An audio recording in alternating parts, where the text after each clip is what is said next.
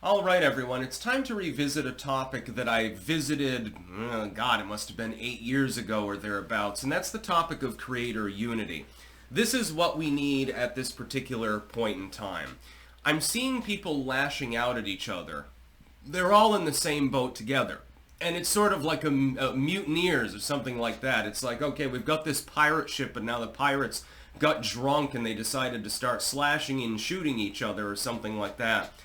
This is very critically unhelpful. Right now, we have a golden opportunity.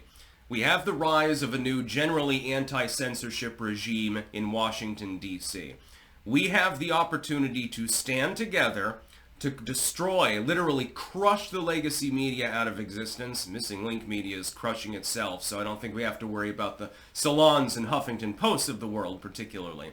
We have the opportunity to distinguish ourselves, especially within political commentary, although general news commentary also applies. You've got religious commentary, literally everything under the sun. I mean, there's no subject that you can't search on the internet, basically. We have the opportunity to stand together, to infotain literally the entire fucking world. What do people do? They take cheap shots at one another. I have strenuously avoided this and warned against it for almost a decade. I think it was around 2016 when I made my first message with regards to this. So, like, keep in mind, I'll speak in anecdotes for a moment. When Hassan Piker, this was several years ago, was banned temporarily from uploading to YouTube, who was the only commentator, to my knowledge at least, who wasn't considered on the left politically, who defended him? That's right, it was yours truly. When Nick Fuentes, who I've debated several times, he called me the goth Sean Hannity, when he got banned from Twitter, who was one of the few commentators outside of the Groyper movement who defended him? It was me. Now, I'm on this same boat with some very good content creators, very talented, good people, like the Quartering, for example, who literally bonded me out of jail.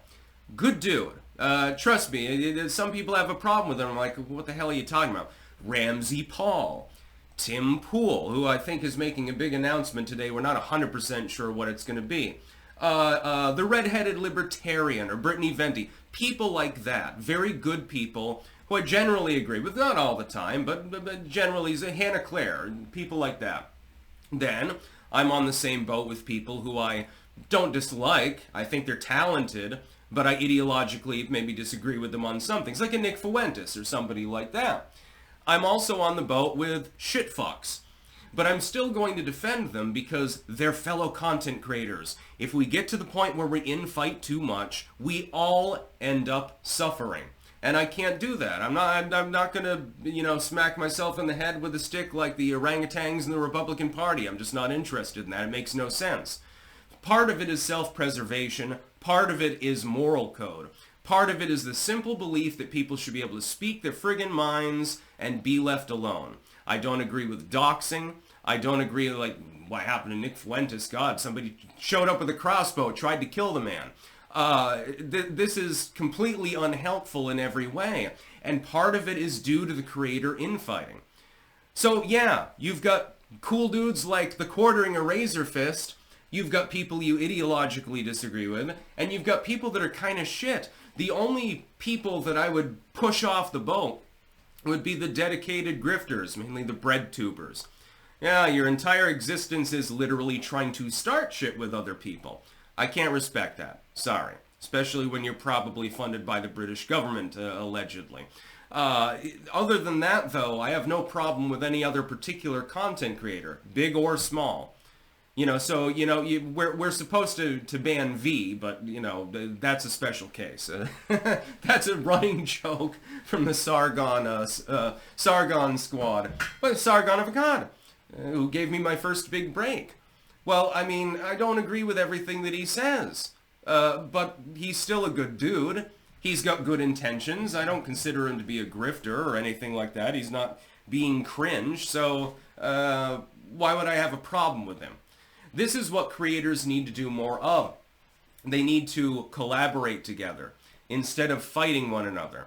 Okay, you had a disagreement. Somebody made a mild insult towards you, you blew it out of proportion, and now all of a sudden you're on some sort of civil war path with them. Why? You should be fucking over CNN. You should be competing to see who can drain more viewers from MSNBC. That's the whole goal. We're crippling the legacy media, literally crippling them. They're insolvent. They're cutting off some of their biggest names because they can't even pay them enough money to keep them in their contracts.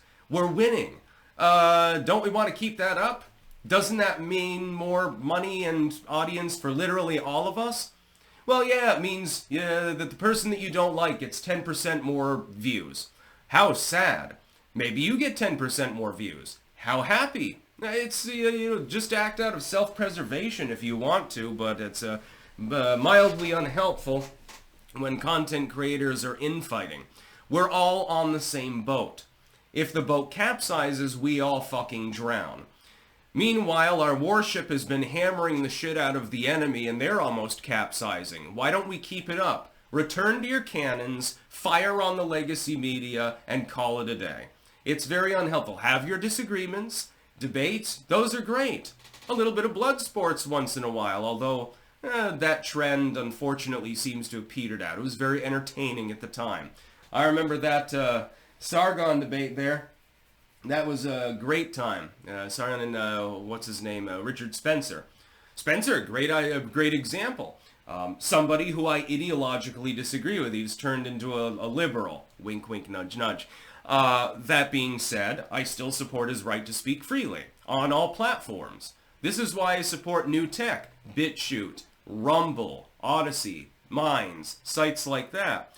Because it's a place where you can speak your mind a little bit more frankly than on mainline sites. At this point, Twitter is sort of, I suppose, the missing link of tech media, which is kind of odd. It's an improvement. It's just only a mild one. YouTube has become more censored, although they have throttled it back. Through the election, they throttled it up. You may have noticed that particular trend. There was probably a reason for that. If we want to continue making our content and continue chipping away at the old boomer audience of the legacy media, we need to stand together. That's all I'm asking for. That's about all. Peace out.